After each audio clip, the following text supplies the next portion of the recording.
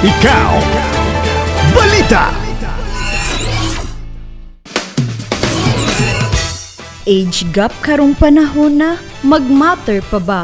Sa panahon karon, mas minaghan na ang mga tao nga mituo og ang gusto. Mas idaran pa kaysa nila. Og usana ni ini ang istorya nila Nanay Julia Herrera nga 79 anyos ug Eugene Herrera nga 36 anyos nga dunay 43 katuig nga gap. Bisan pa man sa kalay-on sa edad, ang duha nagmalampuson sa ilang pagminyo. Daghan man og harang ug di ganahan, wa daw sila'y pakialam. Komento sa mga tao na asa idaran pa ang tinuod nga gugma. Duna po'y nag-ingon sa mga single diha, ayaw mo kawadi og paglaom kay basin ang inyong gihulat wala pa gipanganak. Komento sa usa ka psychologist nga si Lilian Nangwe, ang relasyon mag-focus sa usag-usa. Kung naay mga paryente nga supak sa inyong relasyon, hatagi sila og chance nga masabtan ang inyong sitwasyon. Basta walay laing tao nga maapektuhan sa inyong mga desisyon. Ang istorya ni Nanay Julia ug Eugene naghatag og dakong leksyon nga ang tinuod nga gugma di magbase sa numero o istorya sa mga tao kundili sa heart ninyo nga dikandado. Og sa mga tao,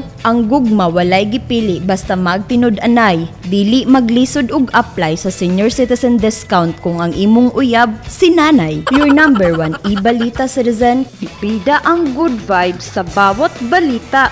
Kini si Mariel para sa Balita.